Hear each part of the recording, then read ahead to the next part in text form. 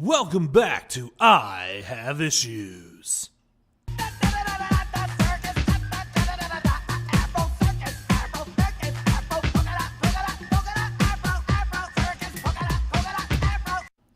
Last episode, I got all the backstory of X Factor out of the way, so it's time to dive right into 2005's X Factor number 1, written by Peter David and drawn by Ryan Sook. We open on a man on a ledge. X Factor. I mean something that's unpredictable. The fly in the ointment. The spanner in the works. The baseball fan getting in the way of the play that changes the whole series. The arugula that ruins your hamburger.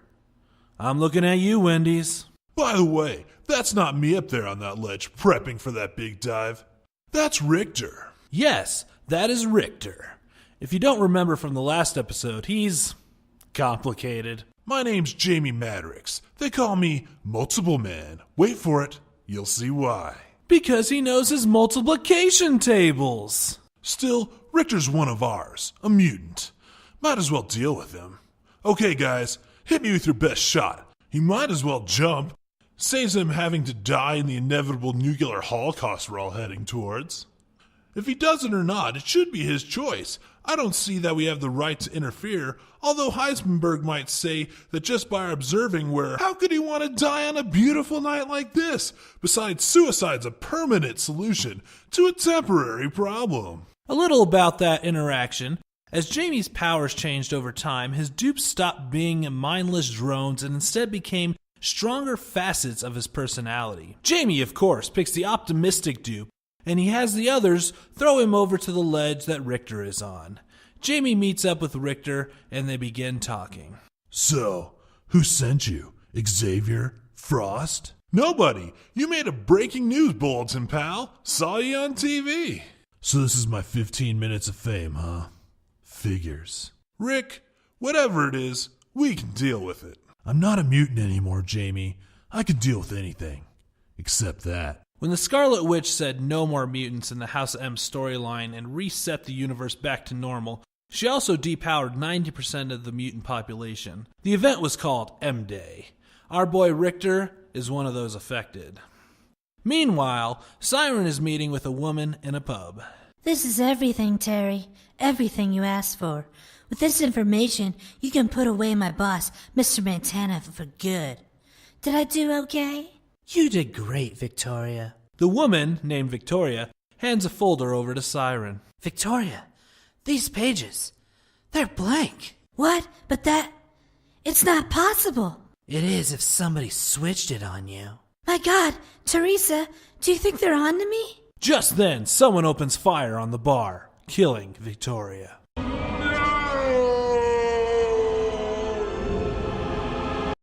Back on the ledge, Richter pines about what it's like to lose your powers. People think my whole thing is I can make the ground shake, but that barely begins to. I could break your fucking face tonight! I was attuned to the planet, man. We were not two, but one. She was like my mother, and I was like the baby in her belly. I have no idea what you're talking about. Richter's power was the ability to release seismic energy and waves of vibration in objects, causing them to shatter or crumble. Oh, Richter! Like Richter scale! I get it now! Richter goes on about how he's attuned to the earth, and that's how his power worked. And now without his powers, he can't feel the earth, and it's like losing a sense for him. Back at the shooting... Surprise! Guido! Strongman tries to stop the suspect's car, but ends up ripping off the bumper. Siren then scolds him for being late to the meeting. So, it's only quarter of. She got there early. You could have known she might. Cripes, Siren. I'm strong guy, not psychic guy. She's dead, you dumb lummox. Vicky's dead, and it's all your fault. Siren flies off to stop the car.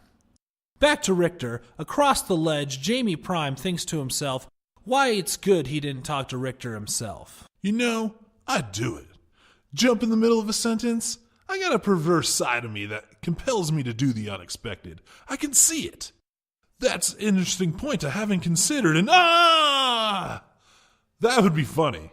But not really. The dupe, in an effort to keep things light, tells Richter about the detective agency he started, with a little help from... Let's play Who Wants to Be a Millionaire?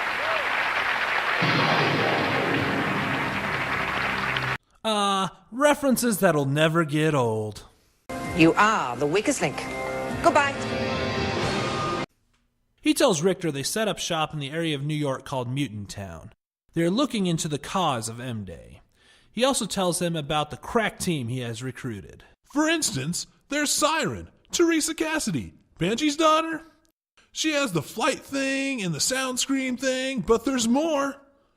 Recently, she discovered that if she modulated her speaking voice in a certain way, she can make people adore her and do whatever she wants them to do. Total strangers will be ready to throw themselves on rocks just to please her, like the Sirens of Myth. Siren corners the shooter from the bar, and the shooter pulls out a gun. Oh, try it. Please, don't surrender. Aim at me. I dare you. Try to shoot me. It'll be funny. Come on. And just then, the shooter takes her life in front of Siren. Back on the ledge with Jamie and Richter.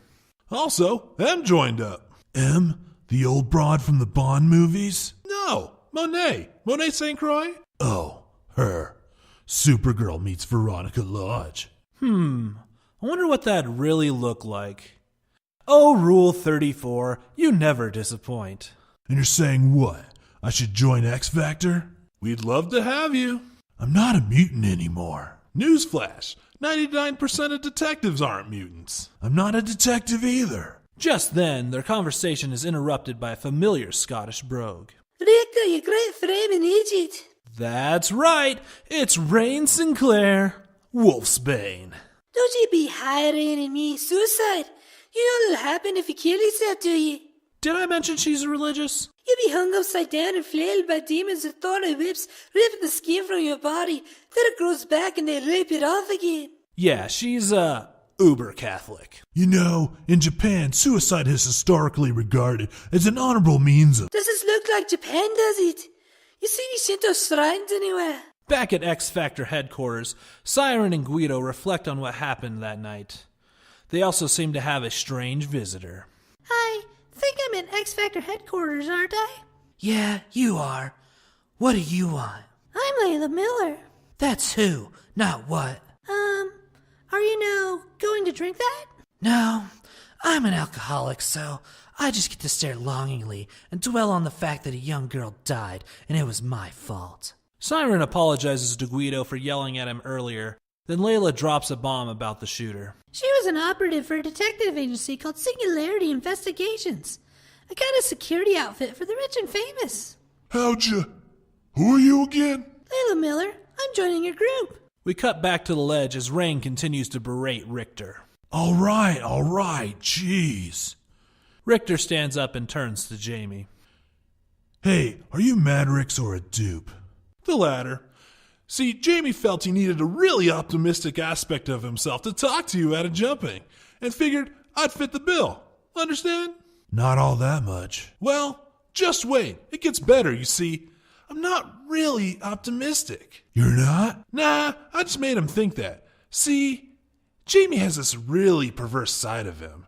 That's me. The part of him that compels him to do the unexpected. I'm the fly in the ointment.